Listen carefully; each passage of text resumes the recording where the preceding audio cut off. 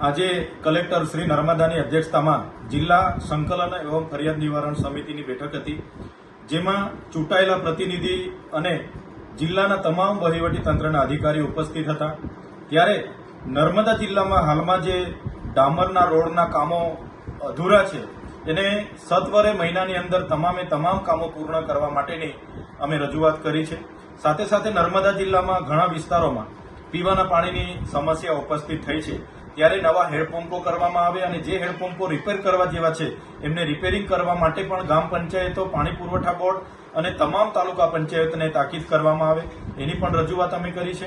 સાથે વન વિભાગમાં જે રોજમદાર તરીકે જેમને લેવામાં આવ્યા છે એમને સરકારશ્રીના ધારાધોરણ મુજબ લઘુત્તમ વેતન ધારા મુજબ એમની પગાર સ્લીપ બનાવવામાં આવે એની પણ વાત આજે થઈ છે.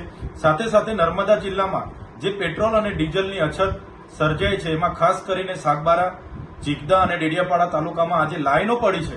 ત્યારે અમે સરકારશ્રીને અને એના વહીવટી તંત્રને જણાવ્યું છે કે તમે પણ કેટલો સ્ટોકની સપ્લાય આજે બાકી છે અને કેટલી કટોકટી છે એની પણ સરકાર લોકોને એનો ખુલાસો કરે, લોકોનું ધ્યાન પર એ બાબત મૂકે. એ જ પ્રકારે ખાતરની આજે અછત છે, તો આ ખાતરની અછત પણ સત્વરે એનું નિરાકરણ આવે એ બાબતે પણ મેં આજે રજૂઆત કરી છે.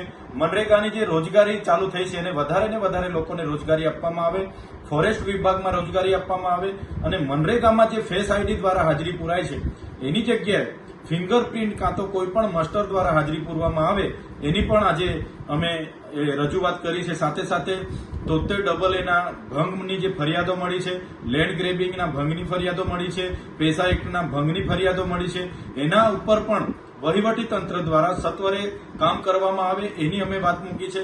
સાથે સાથે આરટીઓ વિભાગ દ્વારા નર્મદા જિલ્લામાં ગેરકાયદેસર જે ચેકપોસ્ટ ઊભી કરવામાં આવી છે, જેમ કે ઘનસેરા, બેસણા ટેકરા, સેજપુર, કંકાલા, ગાડીટ, તો એ ચેકપોસ્ટો દ્વારા કેટલાક પોલીસ અધિકારીઓ કેટલાક લોકોને શાકભાજી નાખવા જતા ખેડૂતોને, શાકભાજી લેવા જતા ખેડૂતોને અને કેટલાક લોકોને હેરાનગતિ થાય છે. તો એમાં પણ એસપીશ્રીએ એમને તાકીદે મેં ધ્યાન દોર્યું છે કે દેવમોગરા જતા લોકોને પણ હેરાન પરેશાન કરવામાં ન આવે એ બાબતની પણ આજે ચર્ચા થઈ છે.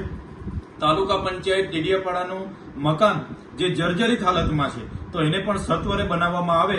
એ જ પ્રકારે આંગણવાડી હોય, શાળા હોય, જેટલી પણ નર્મદા જિલ્લાની સમસ્યાઓ છે અમે સૌએ રજૂઆત કરી છે કે તમામ સમસ્યાઓનું સત્વરે નિરાકરણ આવે અને કલેક્ટરશ્રીની અધ્યક્ષતામાં તમામ અધિકારીઓ સકારાત્મક રીતે આ તમામ સમસ્યાઓને ટૂંક સમયમાં નિરાકરણ લાવીને તમને પણ રિપોર્ટ કરીશું એવી બાહેધરી અમને આપી છે.